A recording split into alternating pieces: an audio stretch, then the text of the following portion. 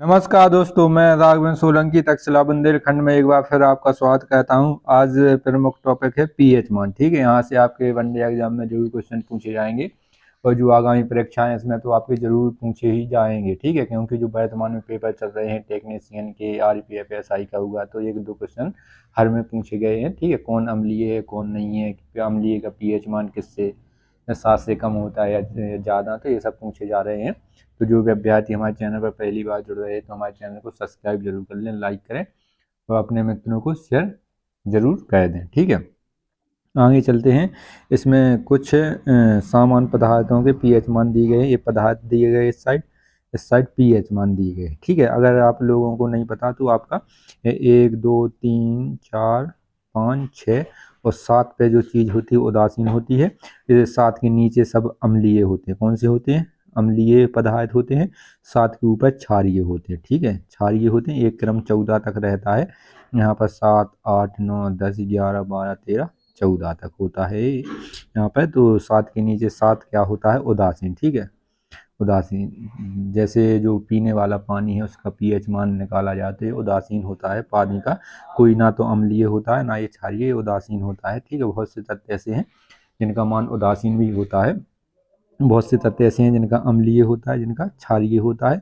और 1 नंबर पर आने पर या 2 नंबर पर आने पर बहुत ही ज़्यादा अम्लीय माना जाता है और इस साइड 14 या 13 होने पर बहुत ही ज़्यादा क्षारीय माना जाता है। ठीक है, यहाँ पर 7 के करीब होने पर कम अम्लीय माना जाता है। तो चलिए इनको देख लेते हैं, आप लोग समझ चुके होंगे। तो आइए, मानव लार। ठीक है, जो मानव लार है, जो मुँह में लार बनती है, इसका पीएच मान 6.4 होता है। मतलब बहुत कम अम्लीय होता है। ठीक है, 7 से के आसपास होता है तो बहुत कम अम्लीय। ठीक है, ये आपका 7 उदासीन है।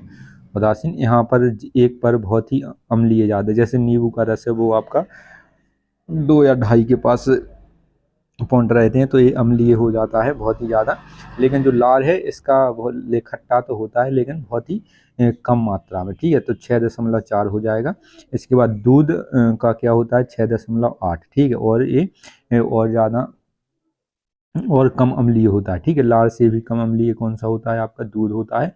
ये पॉइंट में भी डायरेक्ट पूछे जाते हैं कि आपको ऑप्शन दिए रहेंगे 6.4 6.8 6.3 और 5.2 ऐसे दिए रहेंगे। आपको पूछा जाएगा दूध का पीएच मान कितना है। ठीक है, तो इसमें आपको बताना है 6.8 हो जाएगा। आशुद्ध जल इसका 7 हो जाता है। ठीक है, जो अशुद्ध जल है जिसको निर्मल वाटर बोलते हैं, ठीक है, मिनरल वाटर भी उसको कहते हैं, इसका पीएच मान कितना? 7 हो जाते हैं, उदासीन हो जाएगा। ठीक है, जो भी कोई चीज़, कोई भी पदार्थ या कोई भी द्रव आपका फिक्स 7 हो जाता है वो उदासीन में आता है, ना तो वो अम्लीय रहता है ना वो क्षारीय रहता है। ठीक है, तो जो अशुद्ध जल है ये डायरेक्ट क्वेश्चन पूछा जाता है, इसका पीएच मान कितना होगा? तो ये इसका पीएच मान आपका 7 हो जाएगा। जो आंसू हैं, जो आंखों में आंसू निकलते हैं आंखों से, उसका 7.4। ठीक है, आंसू क्या हो जाएंगे? क्षारीय हो जाएंगे।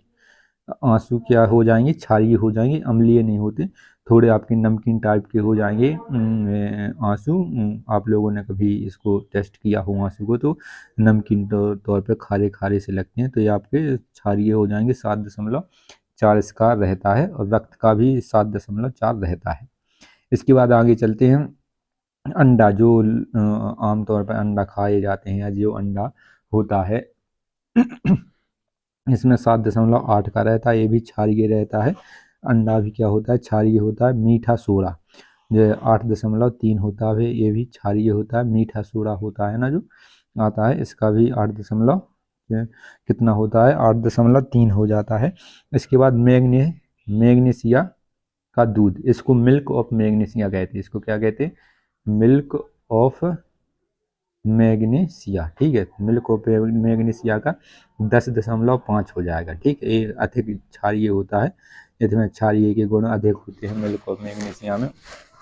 सोडियम हाइड्रोक्साइड NaOH का होल ट्वाइस, तो सोडियम हाइड्रोक्साइड हो जाएगा इसका 14। ये प्रबल क्षारीय माना जाता है, बहुत ही क्षारीय हो जाता है। इसके बाद आ जाता है कौन सा?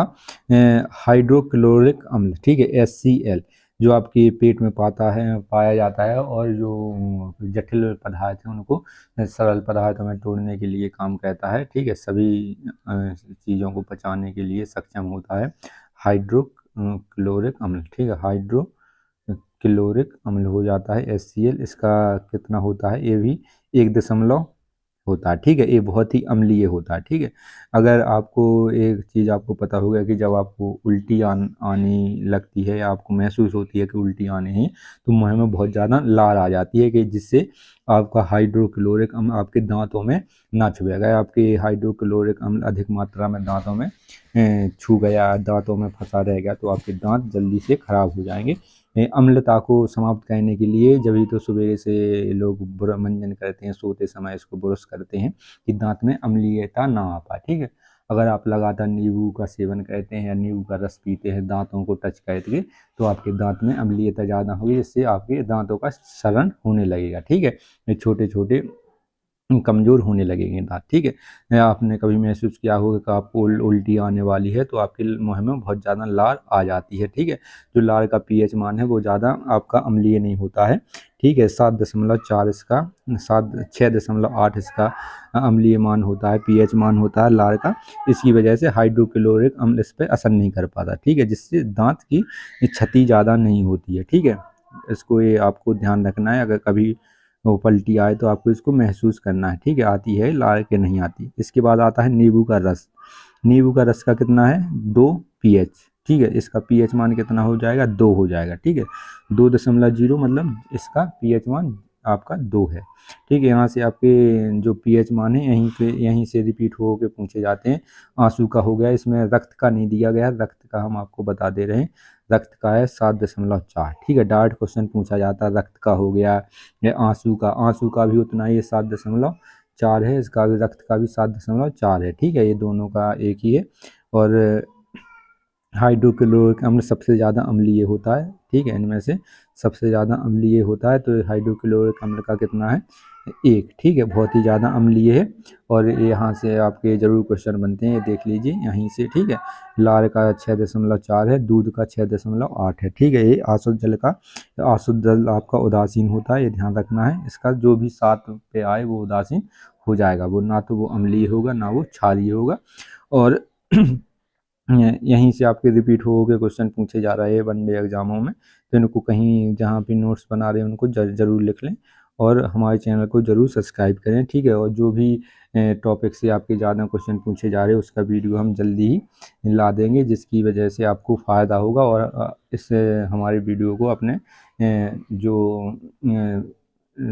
आपके मित्र हैं, आपके दोस्त हैं, उनको शेयर जरूर कर दिया करें, या जो आपके वनडे एग्जाम की तैयारी कर रहे हैं उनको जरूर शेयर कर दें। जय हिंद साथी।